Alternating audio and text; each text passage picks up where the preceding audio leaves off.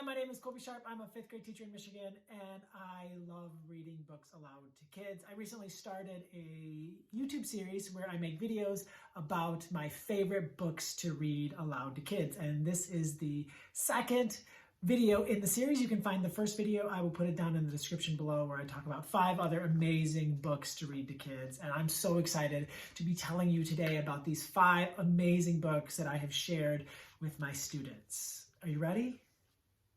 Let's go.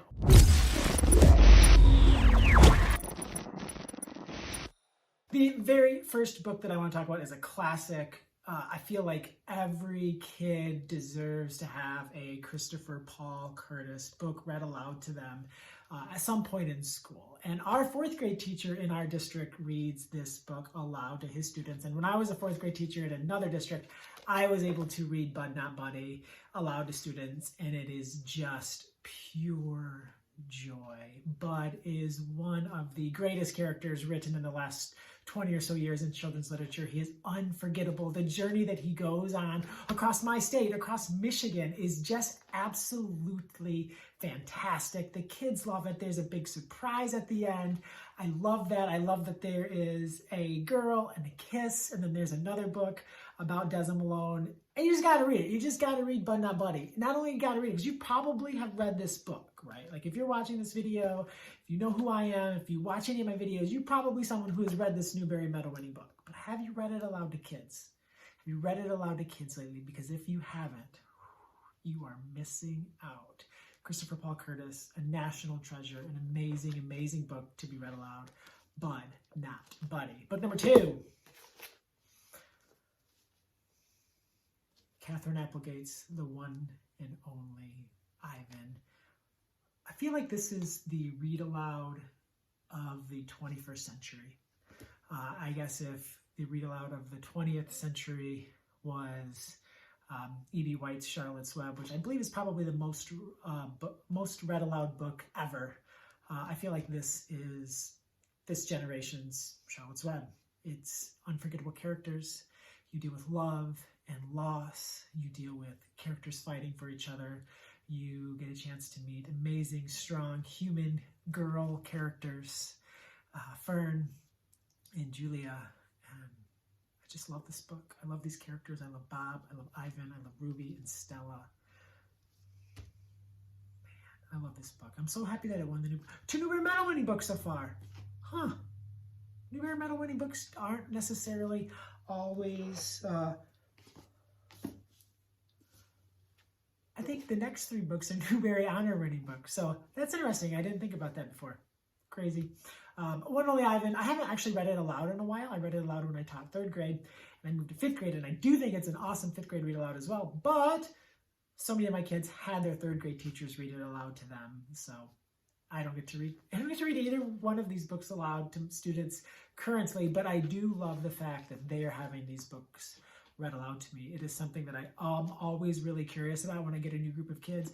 I always try to figure out which books their teachers read aloud to them. I think that really helps just kind of finding out what their favorite read alouds have been and what the books that they've shared as classmates have been, because I think that just really helps me to figure out what books they might like, what books maybe they haven't tried, what books I can read aloud.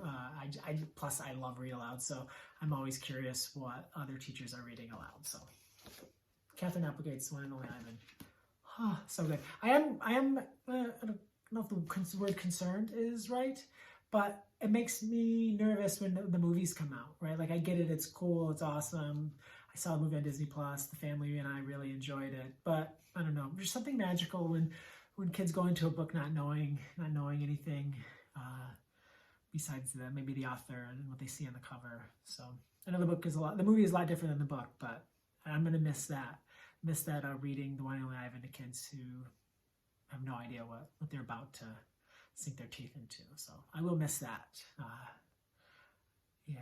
So anyways, I don't want to talk about it because anyways, another book that was honored by the Newbery Committee, an honor, and another book that has a movie, Because of Winn-Dixie by K.D. Camillo. Opal, one of the great characters in children's literature history. This book is now 20 years old. It's as relevant and amazing and beautiful as ever. There's a scene in this book, late in this book, where Opal and her dad are looking for her dog Winn-Dixie, and the preacher, her father, says they have to stop. And she goes off on her dad and kind of brings up him not fighting for her mom to stay. And I will say that that is probably my favorite scene to read aloud to kids. It's one of those scenes where it's just complete silence. And tears are coming down my face. Not like tears, but just like it's just like they're just like dripping. And there's always some kids crying, and it's just such a beautiful moment. It's such a magical experience to read that part aloud. I live for those moments in my classroom, and for that part of that read aloud. I really love having those parts in a read aloud, those moments where it's just like, this is why we read. Like, this is what it's all about. I just love that. I love that moment in Kate DiCamillo's because of Winn-Dixie. The fourth book that I want to tell you about is Kimberly Bradley's The War That Saved My Life. I read this book aloud for the very first time to my kids last year, and holy smokes, it was a grand slam. They couldn't get enough of this book. They couldn't get enough of these characters. The one thing that's always interesting to me in read aloud, or just in children's books in general, when sharing them and talking about them with kids, is when a character is treated so bad.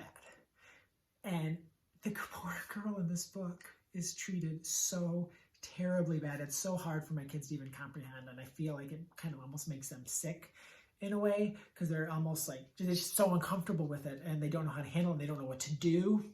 But this girl, man, this girl is a character that kids need to know. And this book is a book that kids need to read. And I don't know if I'm going to read it aloud this year, but I'll definitely, if I don't read it aloud this year, I'll probably read it aloud next year.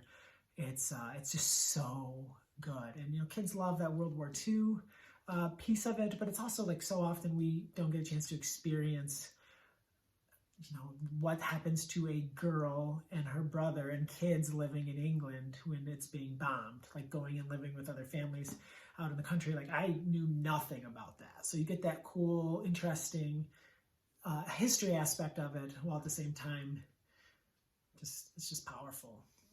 It's just magical. Books, read aloud books, for real. Whew, finally, Newbery Honor Winning book from Pam Munoz Ryan, Echo. Actually, I couldn't find my copy of Echo, so for this video, I had to go to the library and check it out. I have read this book aloud once. I am usually terrified of books that are this thick to read aloud. I usually stick to books that are Winn-Dixie thick, or the one and only Ivan thick with like lots of space on the pages. But I wanted to read aloud a book with multiple voices on audio. So I actually listened to this book with my class. So when we read aloud, we sit in a circle on the carpet, back when we were allowed to pre-COVID, and I read and we talk, and it's awesome. But when I read this one, I had my phone, and we have like one of those little Bose portable speakers, and press play. And we got to listen to this Odyssey Award-winning audiobook being read to us with the different characters, with the harmonica being played, and it just was captivating. And I don't do that often. Actually, that year I did it twice, because I had a morning class and afternoon class, and I read this on audio with them, and then I also read Alan Gratz's Refugee, which will probably be in another video in this series at some point. But I never tried it, and it was so cool. It was so fun. I was so lost in the story, and I felt like I was experiencing it more with them instead of, like, I don't know, performing for them. And the story was just like mind-blowing. Like, this wasn't a book that a lot of my fifth graders that year were going to pick up and read on their own. Maybe one or two kids, but I had 30 kids that loved it. So yeah, it's just an amazing story. Like, I should reread. I really should reread this book. I should get the audio going and read this book again. So those are 5 books. 5 books that are absolute grand slams as read alouds. I would love to know what you're reading aloud to your kids right now. What are your favorites to read aloud? Let me know down in the comments below. Now, don't forget, in the description of this video, I'll put some other read aloud videos down there. I love talking about read aloud. Just makes my heart so happy to share books with kids. So thank you so much for tuning in. My name is Colby Sharp. Hope you have an awesome-tastic day.